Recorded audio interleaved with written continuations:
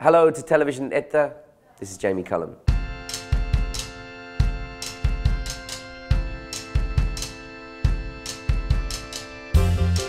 I will meet you in the city when it's lit up by the stars. Everything You Didn't Do is it's an immediate song, you know, it's a song that's full of life.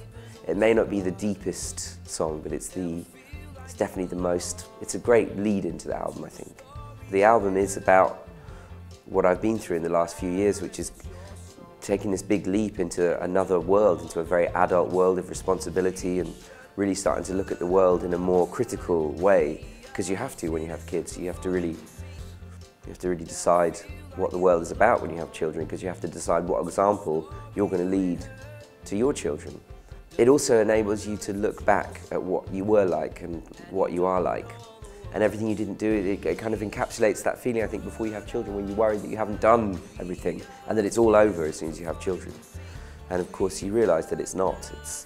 Nothing is over, everything just gets better. Everything you didn't do.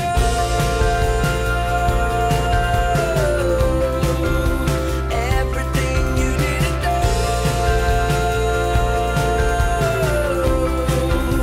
is standing right in front of you.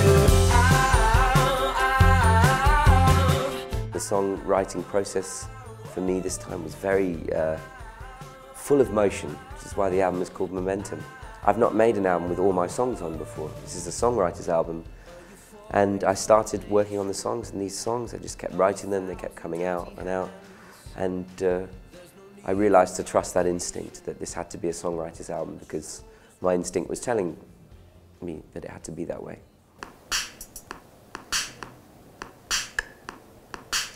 You know, it seems really simplistic, but actually it can be a really good creative tool.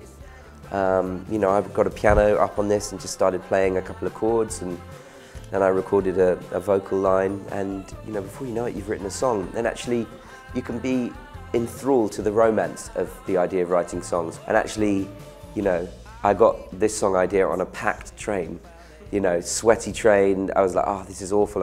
I just put my headphones on to kind of tune out some school children screaming, and before I knew it, I was writing a song on this, and inspiration comes anywhere. It's so clear now, it's so clear now, it's so clear now, it's so clear now, that you'll find everything you didn't do.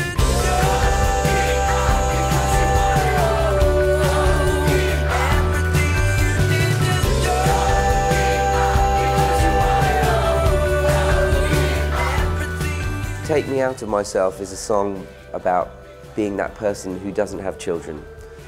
Right before I got married, a friend of mine who I only ever see at night time, I never see him during the day. He's someone who parties, he's a night person. These are the last days, he said. We won't be doing this much more after this. After you're married, you have children, you know, these are the last days. So we need to live this night like it's the last one. And I thought this was a good idea to write a song, which, incidentally, I don't agree with this, but it's crazy how people's minds work. Just the traces of everyone you love and how so don't erase it. Maybe then you'll know what to say. Let it fall. This is a love song. This is a love song to my wife, and it sounds crazy because it's called Sad, Sad World, but really the song is about how sad the world is if you really look at it, and how you're forced to look at it as you get older and more critical.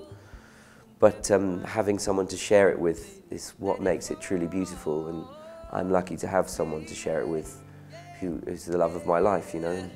Will you help me paint a smile on the sad, sad world? Whoa, whoa, whoa, whoa, whoa. My discovery of jazz was more through a kind of hip-hop angle. I think people imagine when you're a young person into jazz that you kind of grew up wearing hats and suits and wishing you're living in the 50s. I mean, it wasn't like that for me.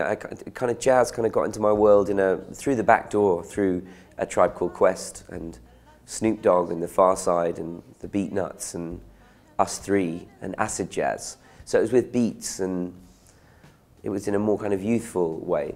So I've always loved hip hop, and you know, I started to find the records where the samples came from. You know. Love for sale.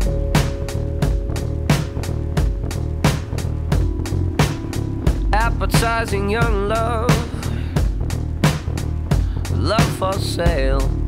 Making Love for Sale was a kind of labour of love and a kind of nod to, you know, this is kind of how I discovered jazz, and trying to make a song that came back around to the idea of doing a jazz song but with a hip hop edge. Second to none and can't be outdone.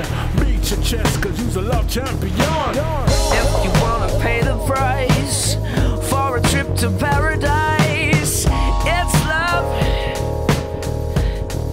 it's love for sale.